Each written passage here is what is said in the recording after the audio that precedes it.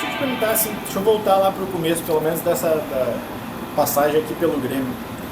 Quando tu estava no Mallorca, tu recebeu a proposta de vir para cá. Primeiro eu queria saber se tinha outros clubes interessados. Não, quando eu cheguei no Mallorca, depois de 6 meses que eu estava no Mallorca, eu tinha um contrato de 4 anos, o Grêmio mandou um representante lá em janeiro para tentar a contratação. E aí o representante sentou com o presidente e eles não me liberaram, porque eu estava jogando, eles tinham me contratado, eles não queriam. E aí passou um ano e eu só vim pro Grêmio em 2014, aí foi no começo de 2013. Eu só vim fechar com o Grêmio para 2014. Nesse meio tempo teve outras propostas? Não, já estava tudo alinhavado. Porque quando teve essa situação, eu fiquei com vontade de vir pro Grêmio, porque eu nunca tinha jogado no Brasil. Eu nunca tinha... E aí quando teve essa possibilidade, quando acabou o ano, eu fui falar com o presidente para ele me liberar. E aí ele falou que não, só que aí teve eleição depois, e aí o outro presidente aceitou. E aí só que eu fiquei pressionando eles para vir pro Grêmio. Só que o Grêmio no meio do ano já tinha contratado o Rodolfo, que eles me queriam em janeiro, aí eles tinham contratado o Rodolfo. Eles falaram, agora a gente não quer mais, não dá mais, mas pode contratar pro ano que vem. Tu temeu que não rolasse mais? Com certeza, porque o Grêmio não quis no meio do ano. Depois de janeiro eles quiseram, no meio do ano eles não quiseram mais. E aí a gente continuou em contato. Só que aí quando teve essa mudança aqui no Grêmio, lá em Mallorca, o Grêmio quis ainda, só que em outros moldes o negócio, só que aí acabou que se concretizou. Te perguntei tudo isso para chegar num outro ponto, que assim, em algum momento todos esses anos que tu tá aqui, tu chegou a pensar, cara, e se não rolasse o Grêmio?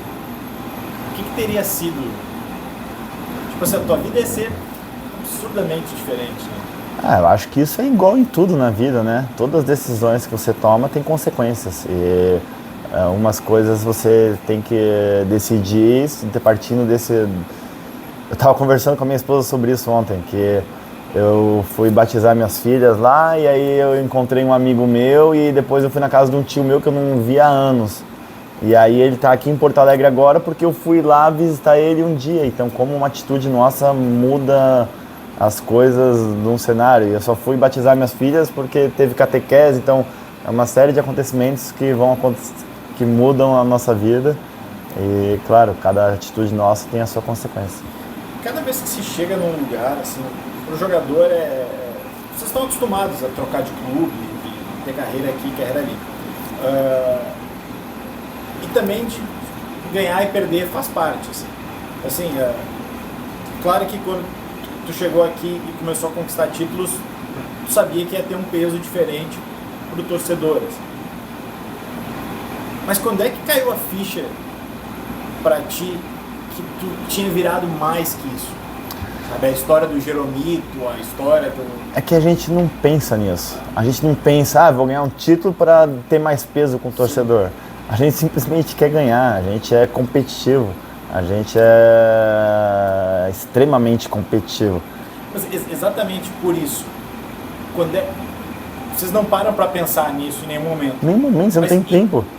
Eu joguei domingo, hoje é quarta, já tem jogo, e daqui a 3 dias já tem jogo de novo.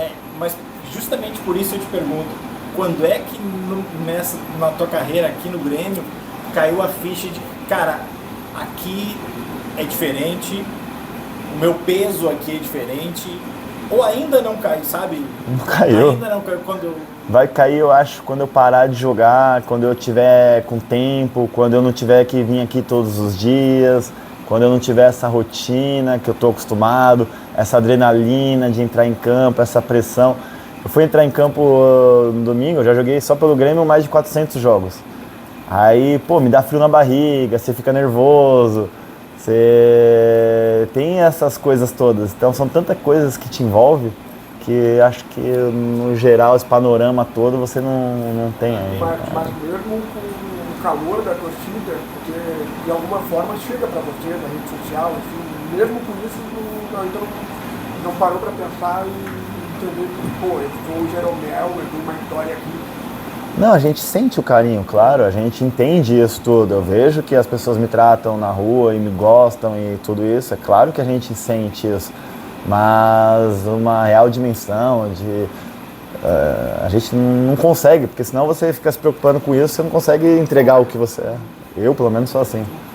Eu não consigo nem pensar daqui a 2 semanas, eu consigo pensar no próximo. Eu hoje. Se fosse qualquer time, já seria diferente tu chegar e ser um dos melhores da posição de todos os tempos.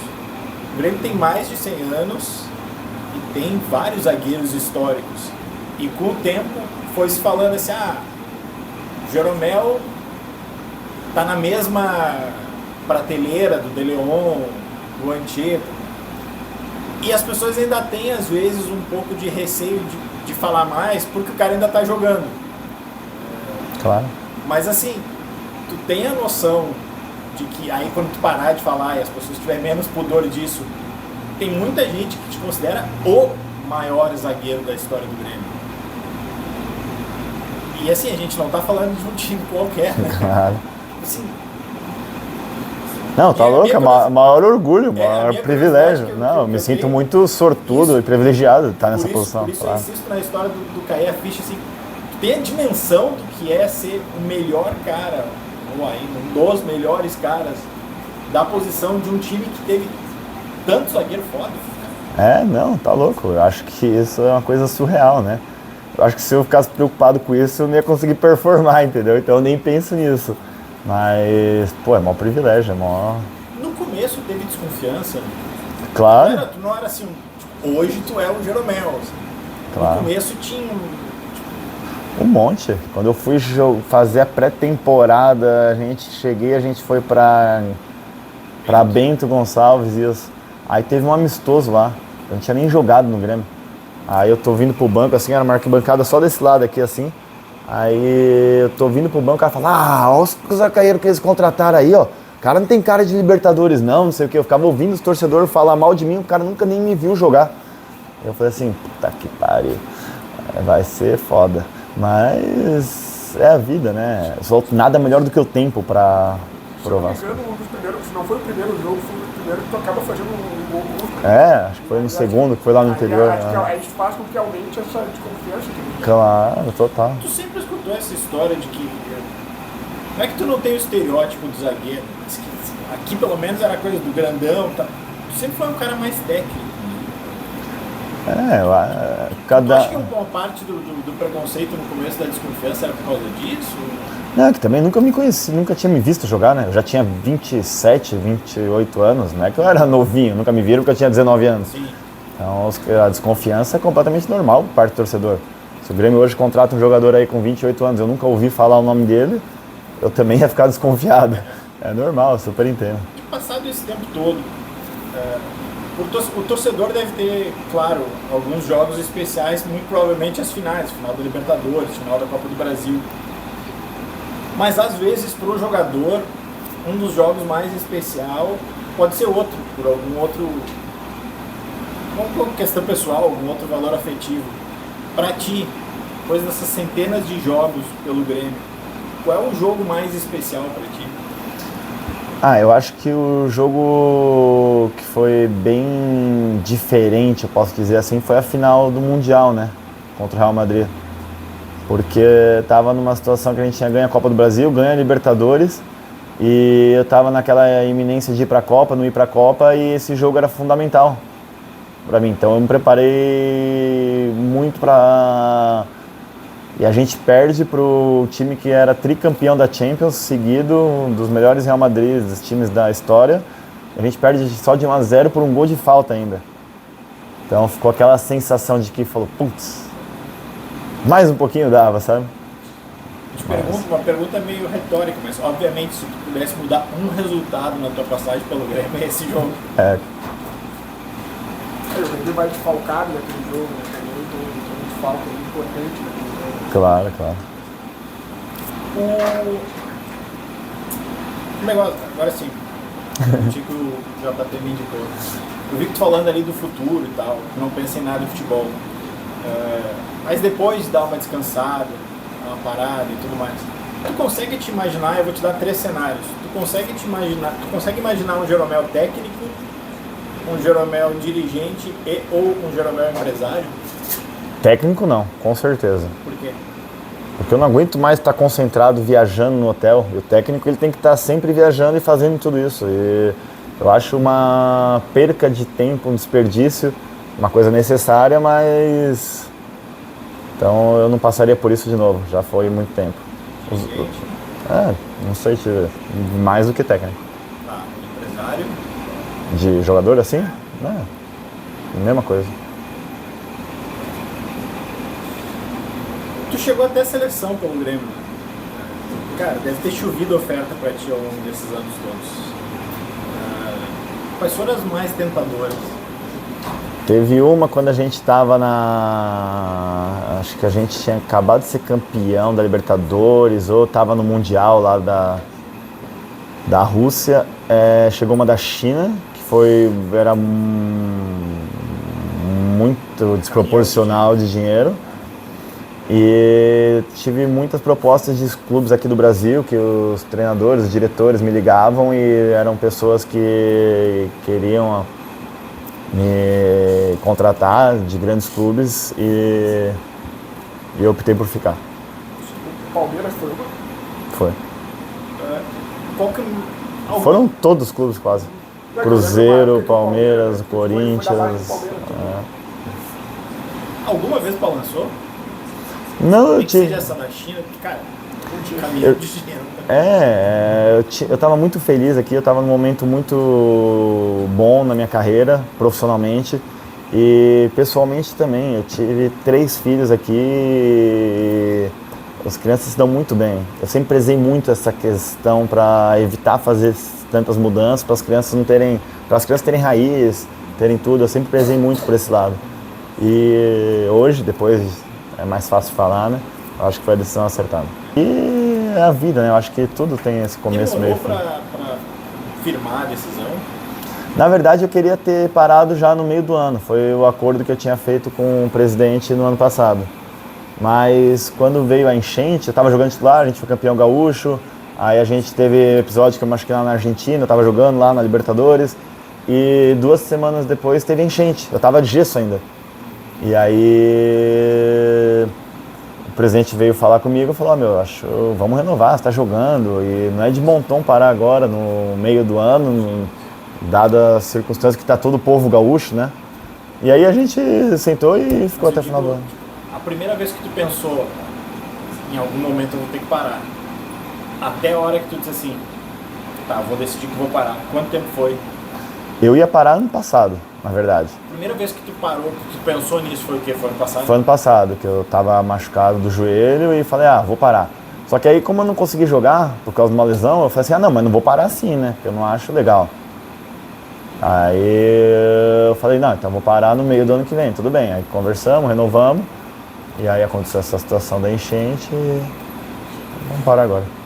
Só para pegar o gancho dessa reta final de carreira, né? Porque o Grêmio até há pouco tempo até domingo estava brigando para não cair, né? Tava na parte de baixo. Como é que é essa pressão com o Jeromel? Porque o Jeromel não é acostumado a isso, né? No Grêmio o Jeromel estava sempre brigando por título. Como é que foi essa reta final de ano e no final de carreira? Esse ano foi muito atípico, né? Porque a gente teve a situação da enchente, aí ficamos lá em São Paulo, depois lá em Curitiba, longe da família, sem jogar na arena. Ano passado a gente foi o melhor mandante do campeonato. Esse ano a gente sabe, jogar na arena a gente ganha os jogos. E aí quando foi jogar o primeiro jogo, que eu estava operado ainda, que eu fui assistir, foi Red Bull e Grêmio. Grêmio e Red Bull. Foi lá em Curitiba, eu estava na arquibancada e falei assim, esse ano vai ser estranho. Eu até comentei tinha 2 jogadores lá comigo, eu falei, a gente tá ferrado esse ano. Foi o que foi? Eu falei, se a gente vai jogar na arena, a gente sempre ganha esse jogo. E se não ganhar, nossa, mas a gente sempre ia ganhar. Então você já tinha 3 pontos que você podia contar com eles. E antes de começar o jogo eu falei, tudo pode acontecer. Era um estádio novo pra gente, então pra eles também era um campo neutro, tudo podia acontecer. Sendo que estatisticamente aqui na arena a gente tem essa vantagem. Não sei te dizer o porquê, mas... E eu falei, esse ano vai ser difícil. Porque ano passado a gente ficou em segundo. E a gente fez a maioria dos pontos em casa. Se você tira esse fator casa, mesmo tendo uma campanha regular fora, é complicado. E aí a gente sofreu muito. Mas acho que no ano normal a gente estaria na metade de cima da tabela. Tenho 2 da minha parte para encerrar. A primeira é quem é o teu grande amigo ao longo desses... O torcedor vai sempre pensar no Kahneman, mas daqui a pouco não precisa ser jogador, pode ser quem é a grande amizade que tu tira do Grêmio nesse tempo todo. E, bom, para não misturar... A grande amizade, sem dúvida, é o Kahneman. É uma pessoa que eu convivo fora do campo, que nossos filhos são amigos, nossas esposas se dão tri bem. E é uma pessoa que eu tenho prazer de estar junto. E a gente concentra junto, em dupla, no quarto. A gente tem muitos assuntos em comum. Ele é super inteligente, ele conversa sobre tudo. Inteligente, acho que é óbvio, né, que ele é. Todo mundo sabe, porque o cara é jogador de futebol, né? Não é porque ele é técnico, né?